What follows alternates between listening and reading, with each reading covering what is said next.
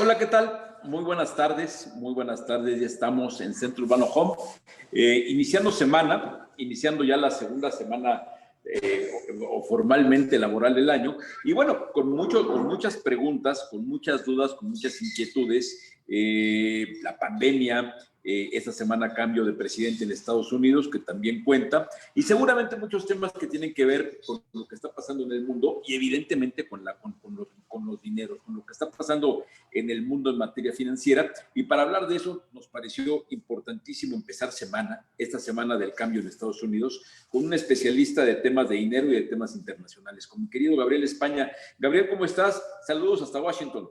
Muchas gracias, mi querido Horacio. Es un gusto, una satisfacción muy grande poder estar contigo, tu auditorio. Muchas gracias por la invitación.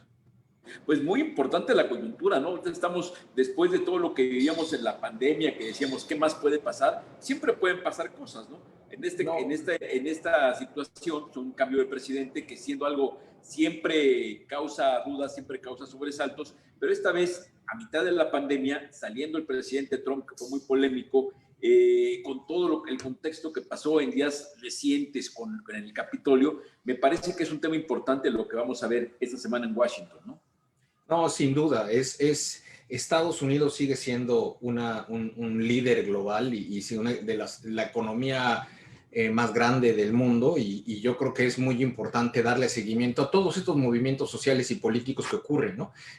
Porque terminan impactando al resto de los países, tanto desarrollados como en vías de desarrollo, ¿no? Entonces, pues muchas gracias por la oportunidad y me gustaría compartir un poco la visión de cómo vemos las cosas, cómo vemos México 2021 desde el exterior, si me lo permites. Muy importante.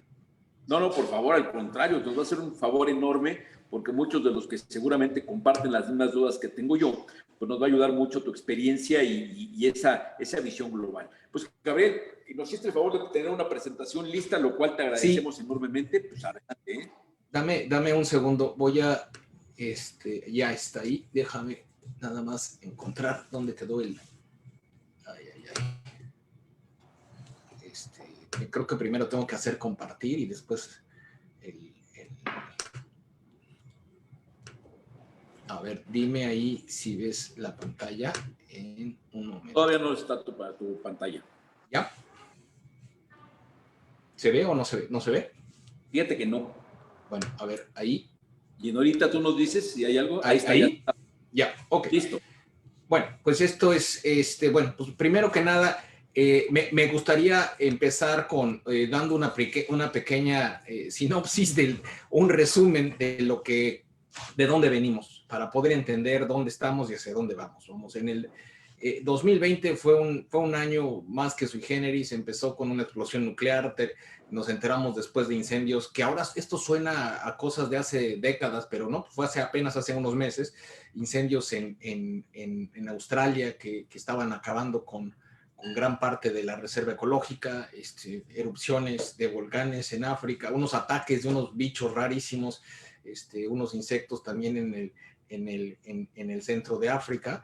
Y pues bueno, y terminamos el año con un virus que nos ha tenido encerrados en la pandemia que estamos viviendo hoy en día.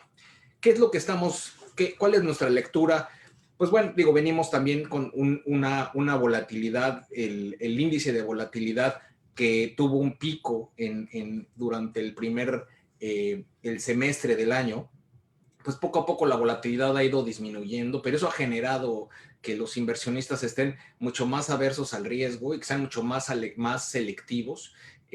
Vemos también que las políticas monetarias aminoraron la resequedad económica que se generó, y esto pues lo vemos reflejado en cómo las bolsas de valores empezaron a subir de manera pues bien agresiva, ¿no? En esta segunda gráfica lo vemos como cada acción en la política pública, principalmente en los Estados Unidos, pues generó que las bolsas subieran y que el espíritu inversionista pues hiciera que los indicadores se fueran para arriba, todos en función de la liquidez que le dio los programas del gobierno, que obviamente al imprimir mayor dinero, pues debilitan al dólar. Y esto es lo que quiero dejar como mensaje, porque el tipo de cambio en México está afectado de una manera muy importante por la debilidad o fortaleza del dólar respecto de otras monedas. Y vemos cómo pues en estas gráficas que pongo aquí, cómo el dólar se ha venido depreciando versus otras monedas, el dólar canadiense, el euro francés, el yen japonés, las libras inglesas y el yuan chino. Vemos cuáles son los tres factores más relevantes para los mercados financieros. Vemos que la política económica, tanto la política monetaria como la política fiscal, siguen siendo de los factores que siguen impactando más los mercados. Vemos que obviamente la política de salud, de la cual es resultado de la cuarentena y que muestra y que nos está llevando a coexistir con el virus, pues también es otro de los factores relevantes en el mercado, y la evolución misma de la pandemia, ¿no? Ahora ya tenemos una vacuna, empieza a haber tratamientos para tratar a los enfermos, y pues con la esperanza de que exista una disminución de casos. Entonces, pareciera que al final se empieza a ver una luz, aunque sea una luz muy tenue, al final del túnel, en respecto de los factores que afectan más el mercado internacional y los flujos de capital. Sin embargo, no hay que olvidar los factores geopolíticos. Y aquí este es uno que digo, no solamente porque estoy aquí en Washington, sino porque realmente el impacto es de carácter global. Pero bueno, las tensiones que se han generado en la toma de posesión y en la victoria primero electoral de Joe Biden en las elecciones recientes presidenciales ante Donald Trump, pues llevaron a un enfrentamiento muy fuerte que se mostró pues en este evento desastroso y que ojalá podamos rápidamente olvidar, en el Capitolio, el Día de Reyes. Ahí puse la portada de un artículo al que me invitaron a escribir al respecto, y que ha generado mucho más división social en los Estados Unidos. Hace un rato comentaba contigo fuera del aire, Horacio, de cómo se está viviendo la situación en Washington y cómo está prácticamente la ciudad sitiada.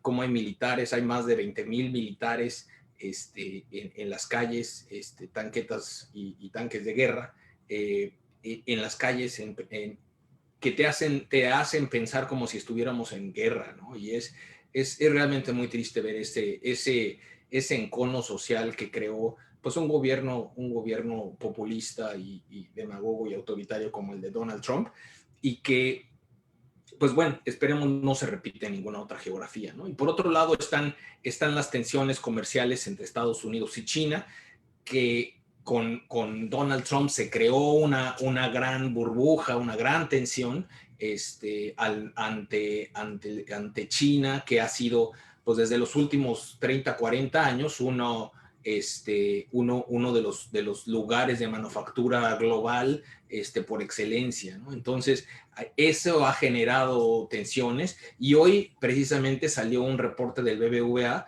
donde ya contabilizando pues un grupo de países asiáticos, ya no es la región de Norteamérica, que era México, Estados Unidos y Canadá, el mercado más grande del mundo. Hoy en día ya lo rebasó Asia. Entonces, ¿y quiénes están en esos mercados? Pues ahí lo vemos. Pues es básicamente China y sus amigos, ¿no? O sea, China, Australia, Brunei, Camboya, Corea del Sur, Filipinas, India, Indonesia, Japón. O sea, pero del total, pues más de una tercera parte es China, ¿no?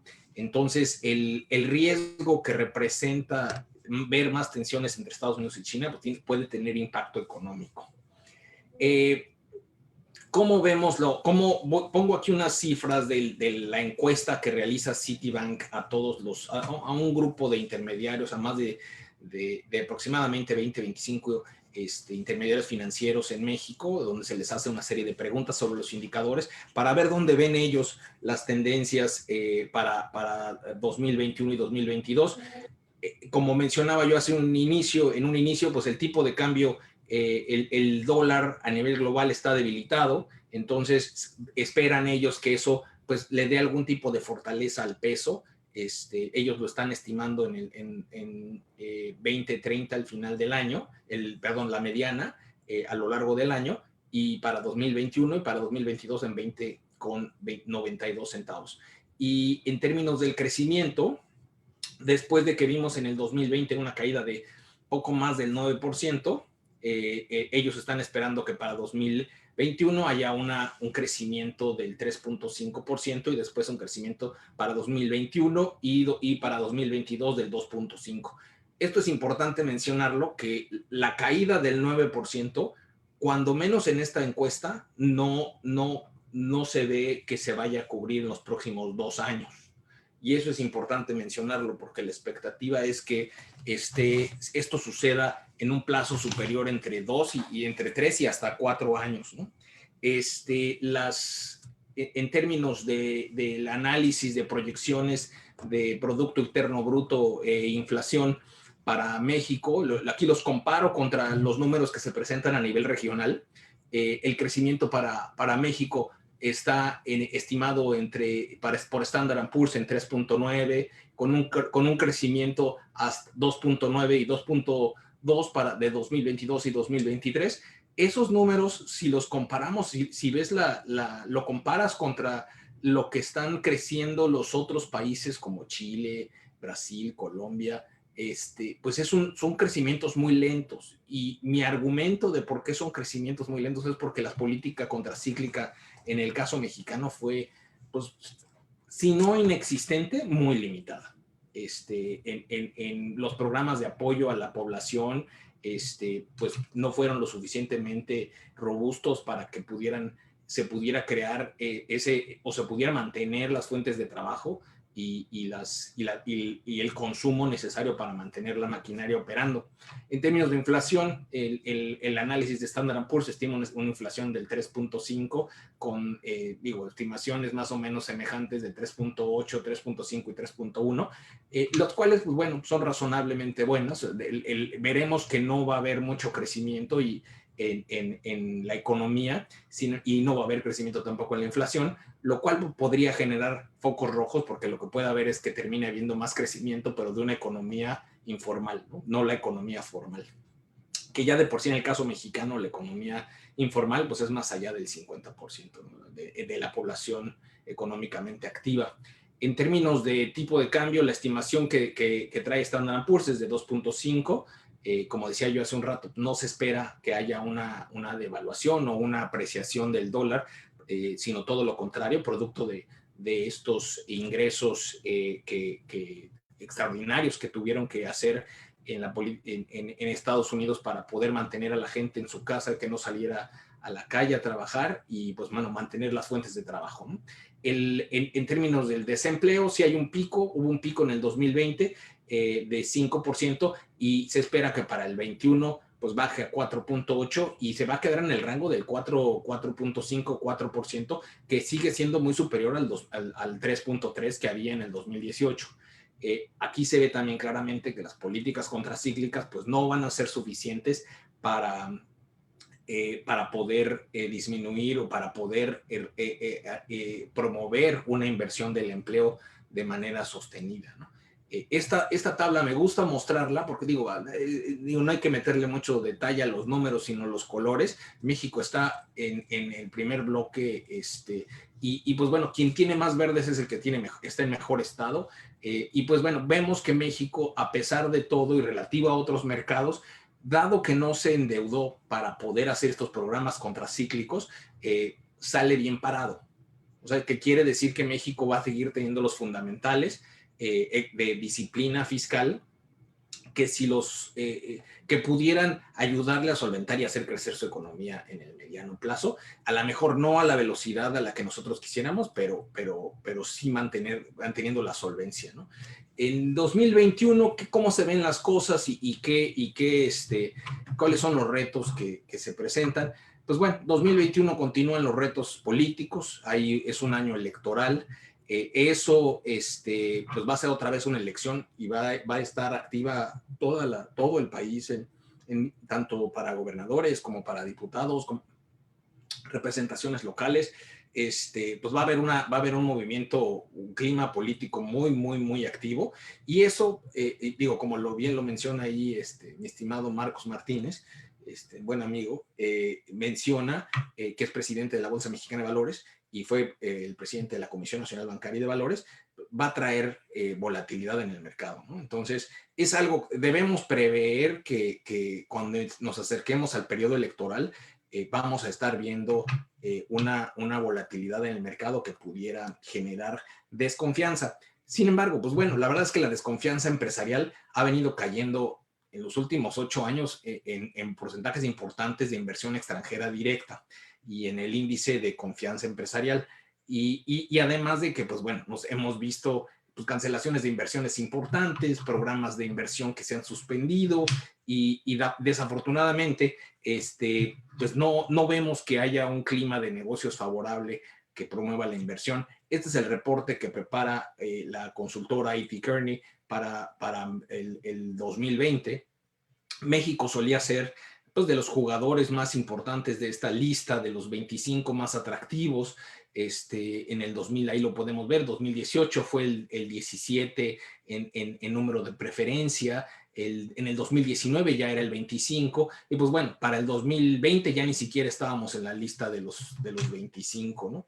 Entonces, a mí me gustaría dejar unas reflexiones aquí a manera de conclusiones para poder abrir el foro para recibir cualquier tipo de cuestionamientos que se pudieran dar, las consecuencias de lo que estamos viviendo, ¿no? Yo creo que estamos viviendo un choque sin precedente que nunca se había experimentado y que está poniendo a prueba pues, muchas de las instituciones financieras y que está poniendo a prueba también pues, la economía misma, no solamente en México, sino a nivel global. Los mercados financieros se han deteriorado, la volatilidad ha sido muy alta y se espera que prevalezca durante el 2021 de la misma manera. Los precios del petróleo, combinados como resultado del choque en el caso del COVID por la demanda, porque se disminuyó cuánta gente no hemos movido nuestros coches en meses, y los temas de negociación de la OPEP que han llevado las tensiones que ha habido con Rusia respecto de la producción de petróleo, que han incrementado, que no han respetado los límites de producción. Eso ha incrementado la oferta y pues ha bajado los precios. Entonces, vamos a seguir viendo variaciones muy altas, volatilidad muy alta en términos de los precios del petróleo, pues, que a nosotros, como en un país que tiene sin que sea una economía petrolizada, como lo fue en los 80s, tiene una empresa que es muy grande y que tiene un componente de deuda muy grande y que ha estado viviendo de la solvencia y del apoyo que le da el gobierno federal, que es Pemex, ¿no? Entonces, en la medida de que Pemex no pueda ser autofinanciable, pues va a seguir siendo financiada por el gobierno federal y eso puede poner tensión en las finanzas del soberano. Las tensiones políticas en Estados Unidos, siempre, como lo mencionaba, siempre son relevantes y pues bueno, esperemos que no suceda nada malo, pero sí existe un encono muy fuerte entre los dos bandos, tanto los republicanos y bueno, no quiero decir que sean los republicanos necesariamente, los seguidores de Trump y los que no son seguidores de Trump.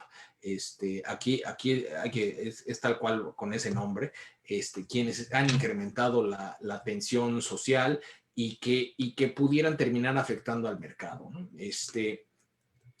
En términos de estimaciones, para el PIB nosotros estamos viendo un crecimiento del 3.3% para el 2021, el cual pues, no es para nada suficiente ante la caída de 9.8%. Creemos que la inflación va a estar en el orden del 3.7% al final del año y que el tipo de cambio, distinto a lo que la encuesta de Citibank propone de estar cerca del 20%, de 20 pesos por dólar, nosotros creemos que incluso va a ser un poquito menos que eso, ¿no? Entre 19.50 y 19.75. Existe el potencial para que el Banco de México pueda disminuir continuar la baja de tasas a nivel global y bajar su tasa de referencia, nosotros estimamos que bien podría aguantar 50 puntos base, lo cual pues impacta directamente a todas las empresas que tienen acceso al crédito.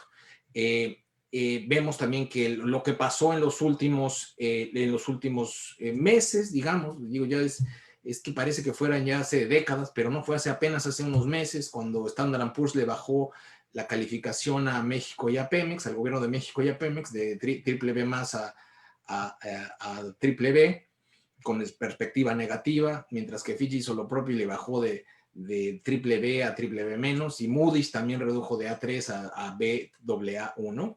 Eso pudiera poner presión, si siguen las bajas en la calificación, al grado de inversión del país. Nosotros creemos que esto no va a ocurrir este año.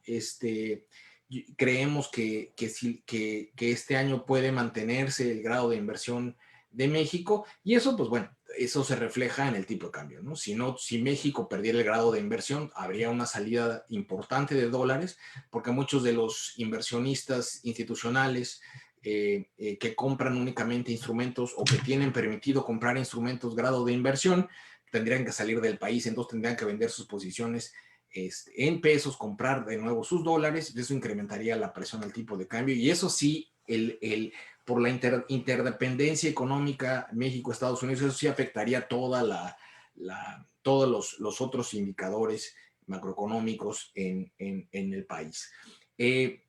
Vemos que Pemex tiene un escenario complicado, que es lo que mencionaba hace un rato respecto a los apoyos del gobierno federal y cómo es que son estos los apoyos los que la han mantenido a flote, y con un escenario en el que los precios del petróleo pudieran seguir yendo a la baja, pues la puede tener muy complicada, ¿no? Esperamos, y lo que sí apostamos y hemos visto y es consistente, es que la Secretaría de Hacienda ha mantenido una disciplina fiscal pues ortodoxa, y esperamos que se mantenga así. ¿Qué podríamos hacer? Digo, pues México tiene que buscar obviamente nuevos socios comerciales. Mostraba yo hace un rato los datos sobre el mercado asiático. México ya forma parte de ese mercado, y yo creo que puede tener ahí un potencial interesante, aun cuando la verdad, y siendo totalmente honestos, pues la ventaja de tener a Estados Unidos de vecino lo hace competitivo logísticamente, y solo a menos de que existiera una dura crisis en Estados Unidos, lo cual yo no descarto, pero también no creo que tenga una posibilidad de suceder muy alta. México se vería forzado a buscar otros mercados. La verdad es que no lo veo por ahí todavía. Sin embargo, pues bueno, hay que estar atentos a esa dinámica y ver cuál es el desenvolvimiento de la economía norteamericana, así como buscar fuentes de crecimiento interno, ¿no? Y a mí este tema en particular pues está muy ligado a lo que sé que tú, Horacio, y pues bueno, todo tu equipo de trabajo promueven, que en el sector de la construcción, el sector de la vivienda, el sector hipotecario, es evidentemente un mercado, es una fuente. La vivienda genera tiene más de 250 conexiones industriales, ¿no? Entonces hay industrias desde el aluminio, el acero, el vidrio, la mano de obra, la arena, la cerámica, muchísimas industrias que están ligadas con la construcción, y eso puede generar crecimiento interno, ¿no? Promover la construcción.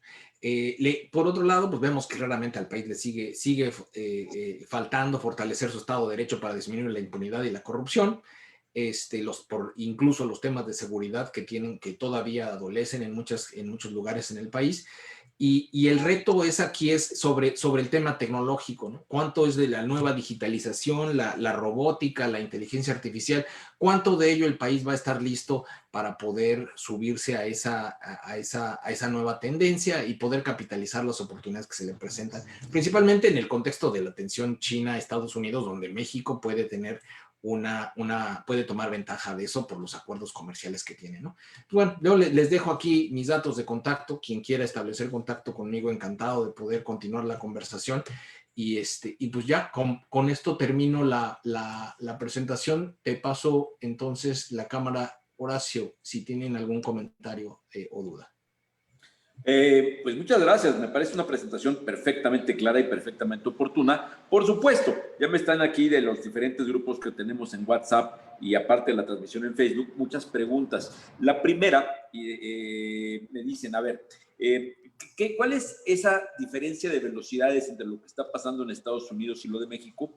Considerando que además de los apoyos que ya se dieron durante el año pasado, aparte del gobierno, para evitar que la economía se desplome, Biden está anunciando que va a llegar con un paquete de prácticamente 3 trillones, 2 trillones de dólares, me parece una bestialidad de lana para apoyar eso. ¿Eso qué tanto va a impulsar la economía de Estados Unidos en medio de esta pandemia? Y esa diferencia de velocidades, ¿cómo incidirá en lo que está pasando en México?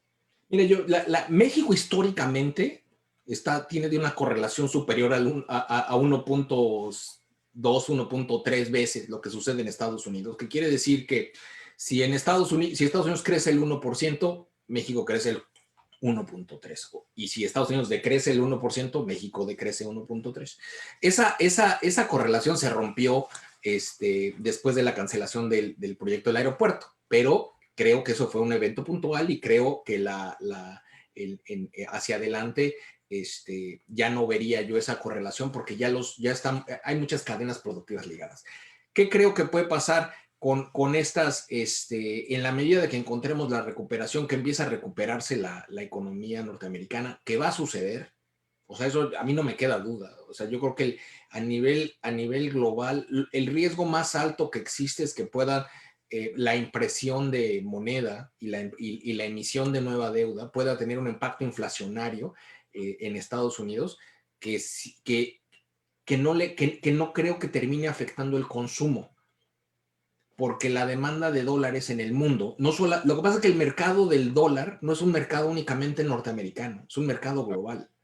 O sea, los dólares los quieren en Dubái, los quieren en España, los quieren en Londres, los quieren en Rusia. Es una moneda global. Entonces, la verdad es que la gran ventaja que tiene este país, Estados Unidos, es que tiene la maquinita para imprimir moneda, ¿no?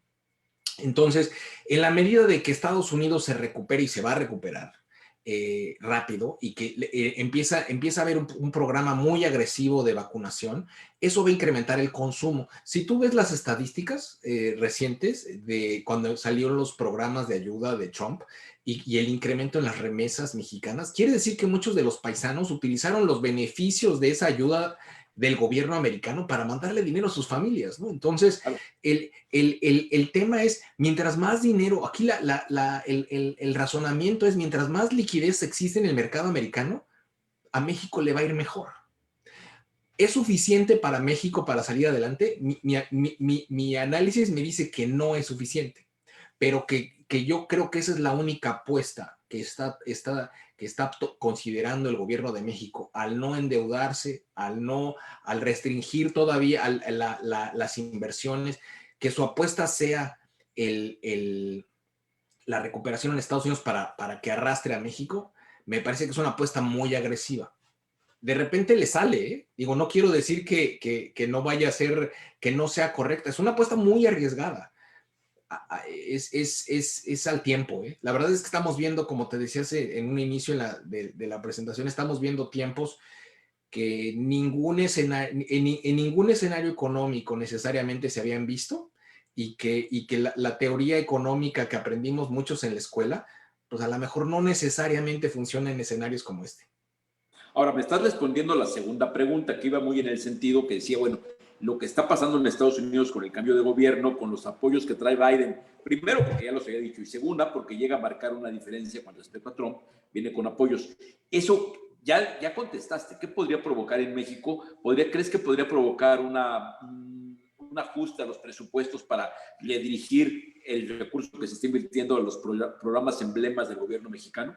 ¿O crees que el gobierno mexicano va a seguir con refinería, con lo que tiene? Yo creo que, digo, uno, es muy difícil saber lo que está pensando el presidente y quien toma esas decisiones en México es el presidente. O sea, eso me queda clarísimo. O sea, no veo influencia por parte de gabinete o entidad gubernamental contra las decisiones del gobierno. Yo creo que el presidente la tiene muy clara Y eso es lo que ha querido hacer, y eso es lo que quiere hacer, y eso es lo que va a empujar hasta el final, y dejarlo en su legado. Puede ser, no podemos discutir sobre las bondades y la viabilidad y si es algo que realmente necesita el país o no. Esa es otra discusión, pero lo que es un hecho es que yo creo que eso no va a cambiar. Y yo no esperaría cambiar. O sea, yo no esperaría que cambiara. La verdad es que hay que aprender a vivir con eso y eso va a ser. Como tope, porque obviamente eso se va a diferenciar por sector productivo. Al rato tocaremos base con el sector vivienda, que por una serie de factores que habría que profundizar, no ha salido tan mal librado de la crisis, pero habría que ver cómo le va a los diferentes sectores productivos. Me preguntan también, ¿qué opinas del exceso de liquidez que se le ha inyectado al mercado estadounidense? ¿Crees que eso pudiera generar alguna burbuja? Sí, es que la respuesta rápida es sí. Pero la verdad es de que depende también. Hay muchos, o sea, mucha gente espera que, por ejemplo, Tesla, que tiene un múltiplo sobre valor, utilidad, precio sobre utilidades de 40 y tantos años, y lo cual lo hace, pues, una empresa donde diría, pues, la recuperación de inversión en la compra de una acción va a ser en 40 y tantos años. Es si pensáramos que el modelo de negocio de Tesla es vender coches eléctricos, lo cual no es. O sea, el modelo de Tesla es un modelo de innovación en temas de energía.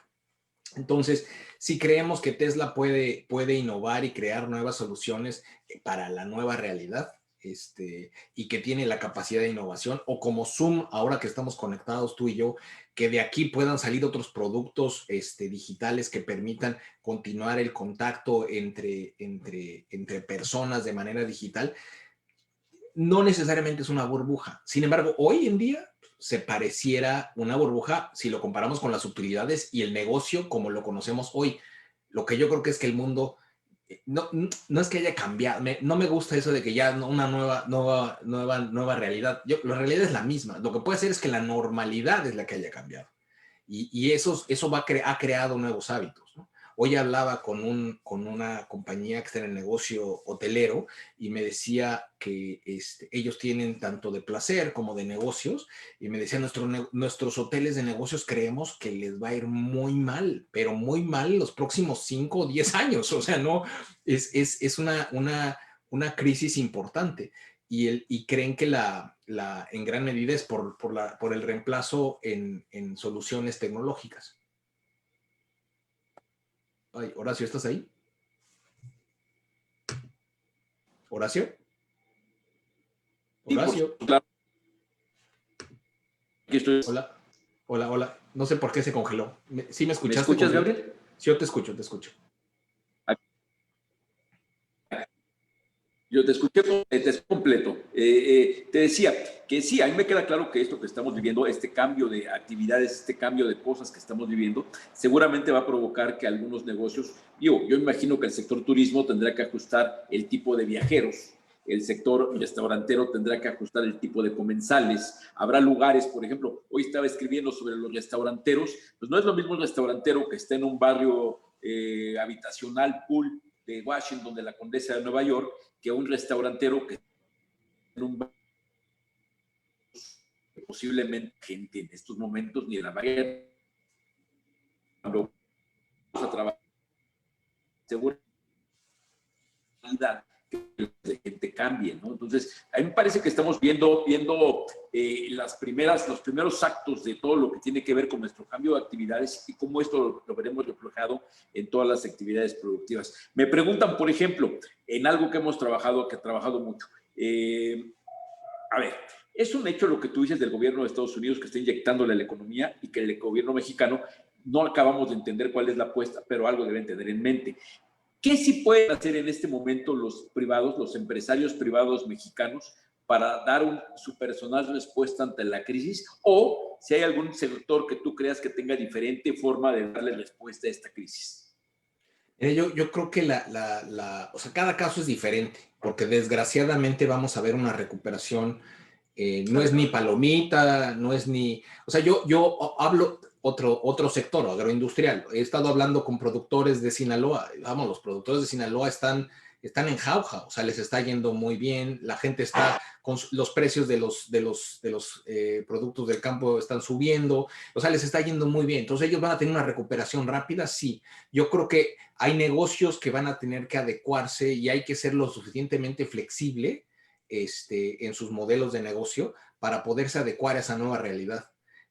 Tú y yo que hablamos con muchos desarrolladores de vivienda, hemos estado escuchando cuántos de ellos, los que se digitalizaron para la venta de sus unidades, pues les ha ido muy bien. El mercado ha reaccionado y han vendido de manera digital a través de Facebook o WhatsApp o de manera electrónica, pues un porcentaje bien importante de sus viviendas.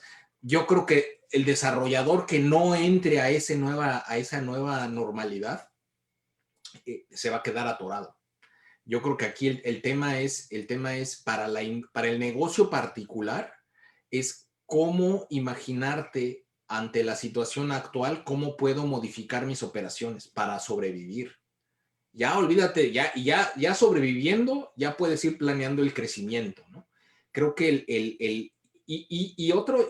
estar flexibles, ¿eh? Digo, el moverte, si lo que has hecho por 50 años dejó de ser atractivo o ya no es atractivo para el mercado, pues tener la suficiente capacidad, y yo creo que mucho es mental, de voluntad, para reinventarte y darle una reconversión a tu negocio, ¿no? Se me vienen así, la verdad, digo, son las que me imagino de bote pronto, pero la verdad es que cada caso es particular. Ahora, dentro de estos retos, por ejemplo, una parte importante es identificar lo que está pasando en temas que no son precisamente ligados a esta crisis con los recursos. Unos años, gracias a ti, me he enterado de cómo han empezado a surgir los grandes capitales de recursos verdes, ahora los de los recursos de impacto social. ¿Qué va a pasar con el dinero en esta situación? Se va a ir extinguiendo las fuentes convencionales de lana y habrá que irse preparando para tener fuentes más innovadoras, más sustentables, más sostenibles de recursos? Es precisamente, y tú sabes que ese es uno de mis tópicos favoritos, porque yo creo mucho en las finanzas verdes creo que si la pandemia no nos ha dejado como lección el ser solidarios con el medio ambiente y con nuestra comunidad, pues la verdad es que no hemos aprendido nada. Yo veo que hay una tendencia global de enfocarse a la sustentabilidad, que va a llevar a que los negocios que no se adhieran a esos estándares de sustentabilidad, se les van a ir cerrando las fuentes de financiamiento. Yo creo que muchos hoy en día, y me toca hablar con muchas empresas al respecto, que están viéndose en situaciones de falta de liquidez ya, o que puedan percibir que hay una falta de liquidez, y que les dices, es que a lo mejor tienes que, mira, hay recursos, pero para poder accesar a estos recursos tienes que hacer X, Y y Z reporte de carácter de sustentable, o por qué no le adhieres paneles solares, o por qué no le calentadores solares, o por qué no le adhieres ciertos elementos dentro de tu producto final para poder atraer a ese capital. Y muchas empresas todavía no creen que eso vaya a ser permanente. Yo sí creo que va a ser permanente. El director general de BlackRock, Larry Flynn, que maneja 1/3 de los fondos de pensión a nivel global, ya lo dejó, lo dejó muy claro y lo ha estado diciendo desde el 2016, pero ya para este año ya lo dijo, que no va a invertir en empresas que no estén adhiriéndose a estándares de sustentabilidad. Entonces, cuando uno podría pensar, ¿y a mí qué me importan los fondos de pensión y que están muy lejos? Y es Larry Flynn. Sí, pero Larry Flynn tiene, o sea, BlackRock, uno, tiene operaciones en México, dos, compra papel de las Afores. Entonces, si las Afores no se adhieren tampoco a esos estándares, pues no van a tener mercado necesariamente para poder tener continuar dándole vueltas al dinero. Entonces, yo creo que ahí hay un incentivo natural de que tomemos conciencia y que pensemos en cómo incluir la sustentabilidad dentro de nuestras operaciones en esta nueva normalidad. Sí, porque como bien dices, esto es un sistema y a lo mejor piensan que a mí un fondo de inversión danés como el que acaba de invertir en Sí, sí, Vinte, sí. ¿qué tiene que ver con México? Pero sucede que en México sociedad hipotecaria sí tiene que ver con esto. fondo, sucede que Totalmente. las Afores sí tienen que ver con el fondo. Entonces, eso acaba repercutiendo en el crédito puente con el que se construye una casa en Chignahuapan, Es correcto. ¿no? Siempre es un sistema, siempre es un sistema, y poco a poco los grandes ciclistas irán posicionando los estándares de calidad que se espera a donde vaya canalizado el recurso. Y eso me imagino que es un nicho de oportunidad muy interesante para el sector inmobiliario mexicano para irse preparando, porque yo me imagino que las empresas pues no están 100% listas, tendrán que ir preparándose para decir, a ver, tengo primero que tener el ADN verde para de veras cambiar mi forma de operar, cambiar mis proyectos y ahí poder aspirar. Porque si yo me imagino que una empresa que no ha hecho el cambio, nada más llega pensando documentar diferente su crédito, no es así de fácil. No, no, no, totalmente. Digo, a ver, bueno, aquí lo ves atrás de mí, ¿no? Aquí está el certificado de cuando colocamos 20 en y que bueno, desde ese momento, desde que hicimos la colocación de acciones de 20, ya traía un DNA de sustentabilidad. Y hay empresas que se han acercado a mí a decirme, oye, ayúdame a conseguir dinero del mismo dinero que trae 20.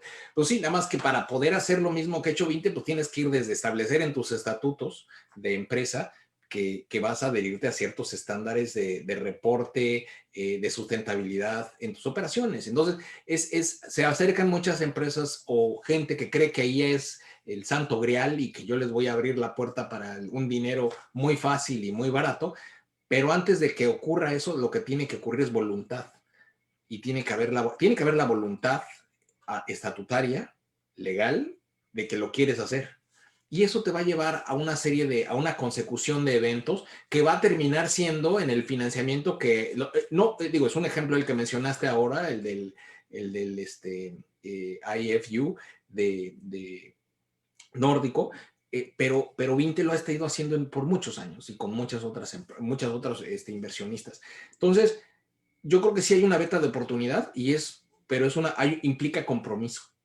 Y ese es el que a veces no necesariamente la gente está dispuesta a tomar. Pero sin embargo, fíjate que esta crisis pareciera ser el gran acelerador de muchos procesos. Sí, sí, sí. Porque apenas salgamos de esto, primero, imagínate ahorita este nivel de virtualidad que tenemos para conectarnos así, no lo teníamos hace un año o no a este nivel. Esto ha cambiado mucho y yo me imagino que en muchos temas, yo me imagino que muchas operaciones importantes financieras internacionales las has cerrado desde la misma silla con tu mismo, vaya, estamos operando diferente. Sí. Los estándares de calidad se están renovando y los tiempos, yo no tenía ninguna duda, tú y yo lo platicamos 1000 veces porque, como bien dices, yo desde que te conozco hablábamos de estos temas y ya hace algunos años que nos conocemos, pero siempre como que decíamos, esa es la meta, allá vamos a llegar. Ahora lo que pareciera es que la condición nos está acortando el tiempo. Es que todo esto se acortó. O sea, yo creo que hicimos un salto, lo que en inglés le llaman el quantum leap, ¿no? Un salto cuántico adelantamos el futuro. Y yo creo que eso es una realidad, el número de transacciones digitales que ocurren. O sea, tú y yo hemos hablado con compañías desarrolladoras que están vendiendo el 80% de manera digital. O bancos que ya no necesitan sucursales y que están haciendo la mayoría de sus operaciones con su aplicación. Y lo mismo es para el tema de la conciencia social y la conciencia ambiental. Hay un reporte bueno, hay varios, ¿no? Hay uno de Nielsen y uno de Goldman Sachs que me vienen a la mente ahorita de las cosas que le atraen a los millennials, ¿no? Y uno de ellos es el propósito, ¿no? O sea, que sus inversiones tengan un propósito, que lo que compren sea ambientalmente amigable. Les gustan los aguacates, lo cual me parece muy bien, los aguacates son de México, pero hay una serie de características que le gustan a ese mercado y es el mercado que en los próximos 10 años va a poder tener el mayor poder de compra. Entonces, si no lo leemos y o sea, si creemos que ya en 10 años a ver, me entero y cómo lo hago, ya estamos fuera. Tienes que adelantarte en la curva para estar listo en 10 años, cuando sea el mercado, muchos de nosotros ya estemos a lo mejor jugando golf o tirados en la playa y los que estén moviendo la economía son ese mercado. Los que Claro. están así. Entonces, hay que prepararse para las necesidades de ese mercado. Y Y que claro, son y de muchos. hecho, incluso platicando con amigos, también hemos llegado a la conclusión de que pensar en la reactivación no puede significar ver cómo le hacemos para retomar el camino que perdimos no hace un año, porque la economía mexicana tampoco es que el 2018 o 2019 fueran una maravilla. Entonces, si quisiéramos decir, bueno, ¿qué año sería de los sensatos que te gustaría que volviéramos? Pues ojalá volviéramos al 2018. Pues ojalá que no. Ojalá que la apostáramos para pensar en el 2025, en el 2030, que por eso son los ODS y por eso son los objetivos 2030, para apostarle al futuro y tejer todo, para llegar en las condiciones para, como tú dices, no, a ver, en el 2025 las casas deben ser sustentables, los créditos deben ser sustentables, la forma de ser mónica socialmente,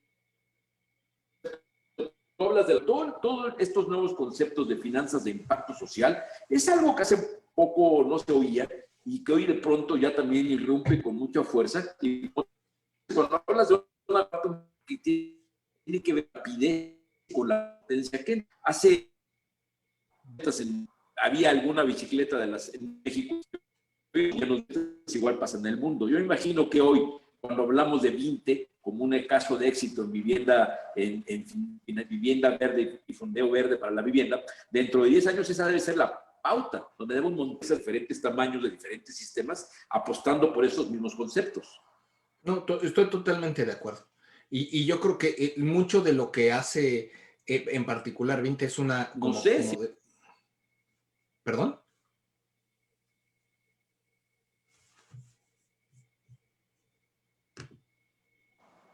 ¿Me escuchas? Hola, hola. Horacio. Dinora. ¿Tú me escuchas? Nadie me escucha. Un segundo, perdió la conexión. Ya, ok. Tú sí me escuchas, ¿verdad? Sí, sí se escucha. Ok.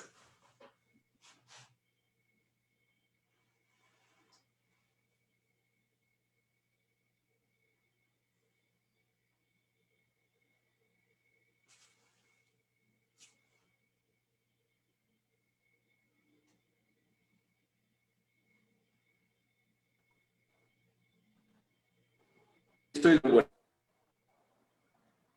Hola, hola. Hola. Ya estoy de vuelta, me parece. Ya. No, ya. ¿Me escuchas? Sí, ya te escucho. No, te tocó la hora de que los niños han de estar haciendo la tarea, o jugando videojuegos. Pero bueno, ya estamos de regreso.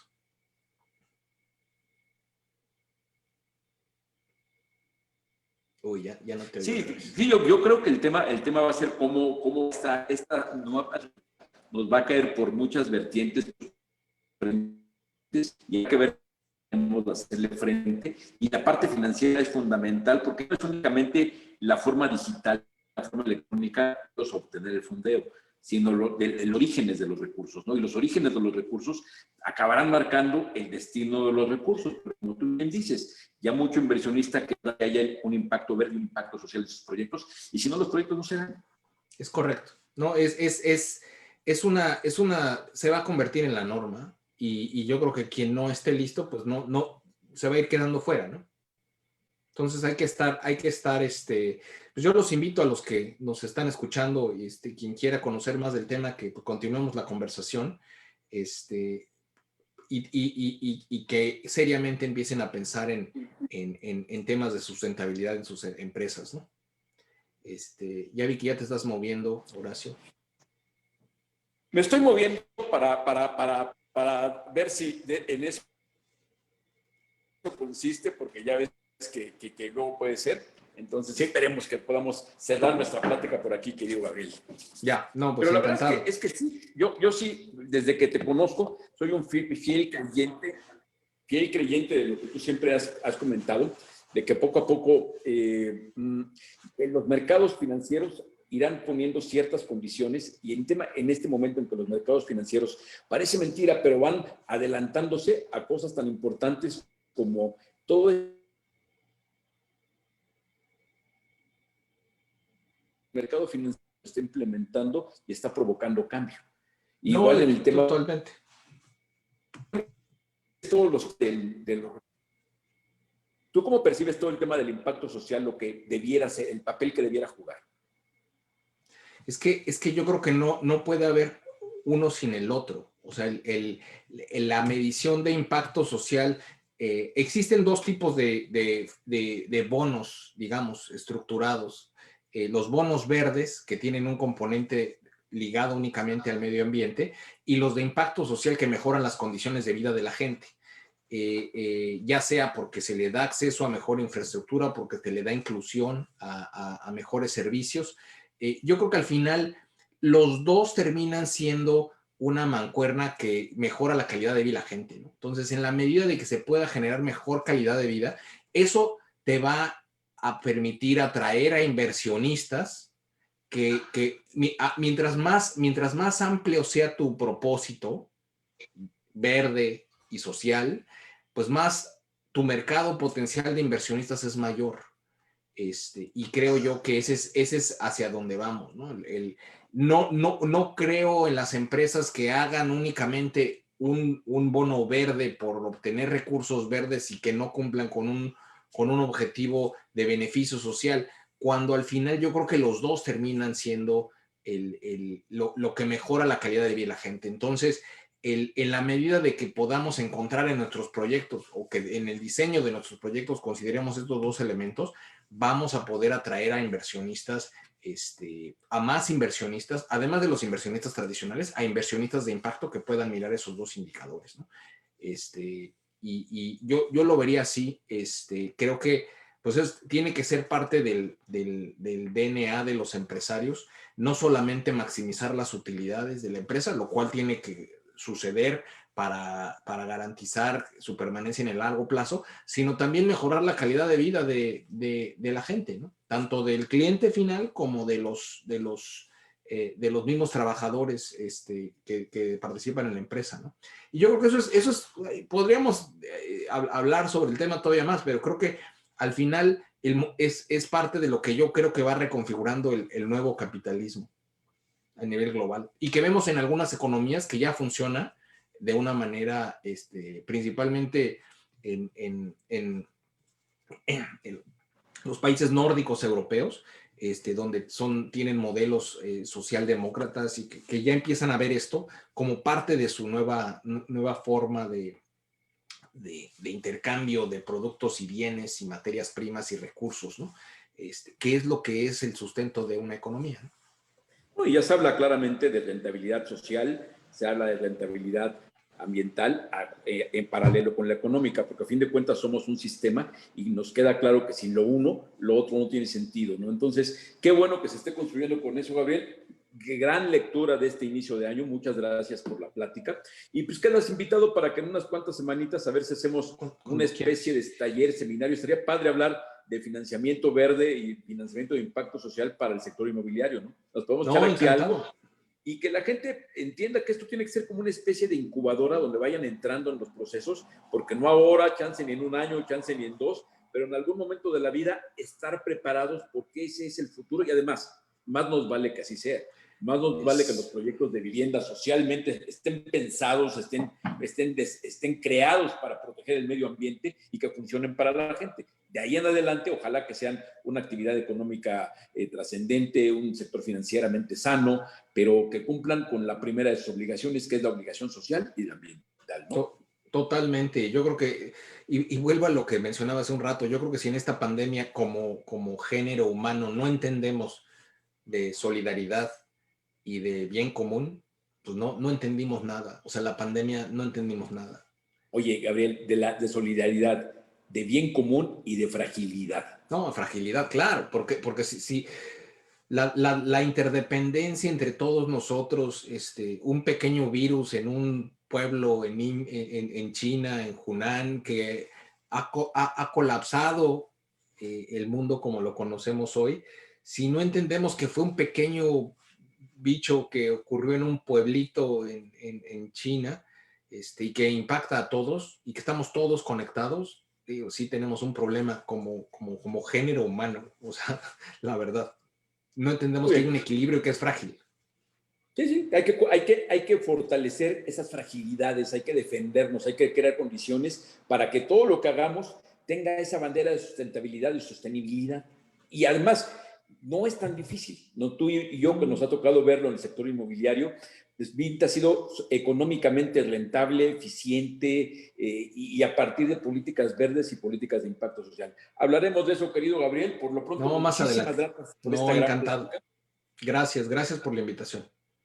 Y bueno, mañana tenemos en Centro Urbano 2 foros muy buenos. Mañana retomamos el ciclo que tenemos con la Secretaría de Relaciones Exteriores de Inteligencia Urbana. Eso es mañana en la mañana, y mañana en la tarde vamos a hablar de gobernanza local con el ciclo que nos tiene preparado Bern Fanstein para este año, que está muy bueno.